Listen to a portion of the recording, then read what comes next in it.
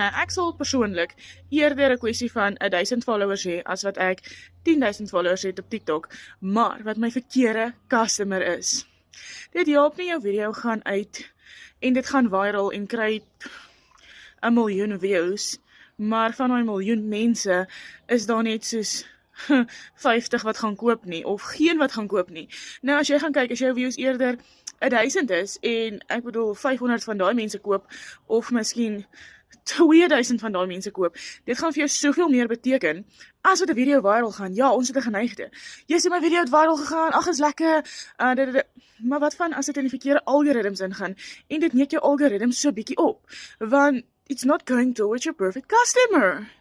So ek dink vandag 'n bietjie daaroor, dit is nou in my training gewees, en dit het vir my eintlik so uitgestaan, want dis vir my half iets of mense aldag aan dink nie. Ek het nie aldag daaraan gedink nie, maar dit is baie beter om minder views te hê, as 'n viral video, en is nie 'n perfect customer nie.